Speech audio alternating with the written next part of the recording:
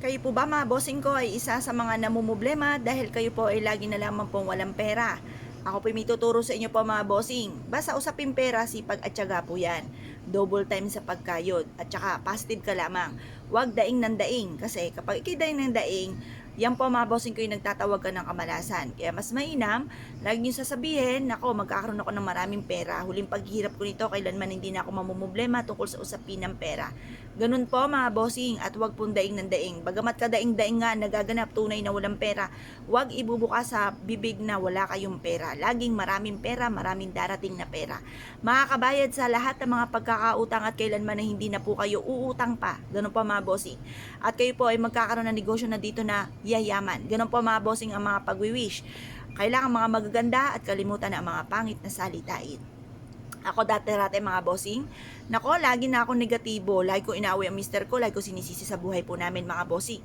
Lagi po ako mga bossing kong nega, lagi akong galit. Wala akong sinasantong araw, lagi po akong galit mga bossing. At walang naidulot na maganda. Yun nga po sabi para ako'y may galit sa mundo. Kasi nga po, ang dami-dami ko mga problema pinagdadaanan dati.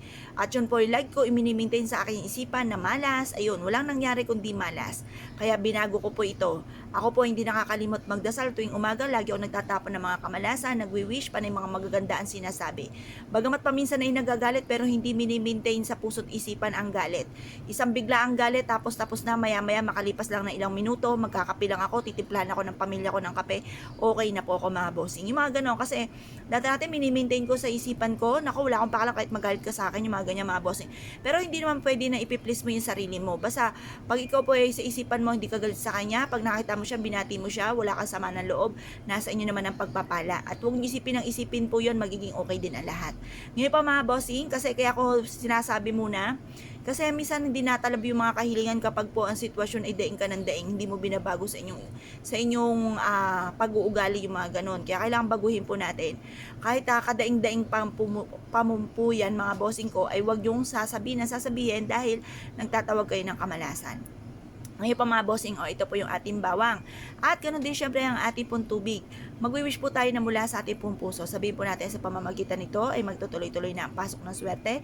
Lahat ng mga pangarap ko ay matutupad at kung ano man ang mga pagsubok o pinagdadaanan, ito'y pagdadaanan ko lamang at hindi ko tatambayan. Ganun po mga bossing ang pagwi-wish. Pagkatapos mga bossing ko, sabihin nyo po, magkakaroon ako ng maraming pera, hindi na ako mangungutang, hindi na ako mamumblema sa pera. Mababayaran ko lahat ng aking mga pagkakautang matatapos din yan. Or kaya po magkakaroon ako ng maraming bahay na paupahan, or kaya magkakaroon ako ng sarili kong negosyo na dito na ako yayaman. Yung mga ganyan sitwasyon mga bossing, matagal na natin pinapangarap. Lahat po tayo ay nangangarap po niyan. Kaya mag-wish din po tayo mga bossing.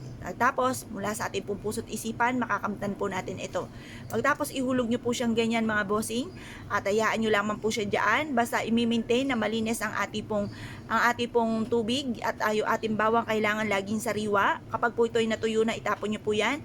Kapag yung ating tubig naman ay parang madumi na, ang daming mga latak, itapon nyo rin po yan mga bossing at yan po ay makakatulong upang sa ganoon magtuloy-tuloy ang swerte po natin. Mga pagsubok na yan, pagdadaan na lang po natin yan at hindi natin yan tatambayan mga bossing. Ngayon pa mga bossing, kung kayo pinaniwala at nais po itong gawin, huwag na po kayo magpatumpik-tumpik pa. Subukan nyo po ito, proven po ito na napakaswerte. Basta positive ka lamang, makakamtan natin lahat ng ating mga pinapangarap sa buhay. At yan po mga bossing ko, pagdadaan na lang po natin at hindi natin tatambayan. Marami kayong pwedeng paglagyan po nito mga bossing. Pwede nyo po itong ilagay sa ilalim ng inyo pong higaan. Pwede rin to sa likod ng pintuan ng inyong main door or bago pumasok ng inyong pong pintuan or sa katapat mismo ng inyong pong main door para may papasok pa lang na negatibo, taboy na po kaagad niya dahil ito po isa sa mga subok na namaswerte. Kaya kung kayo po naniwala at nais po itong gawin, asya mga bossing, good luck po sa inyo po lahat.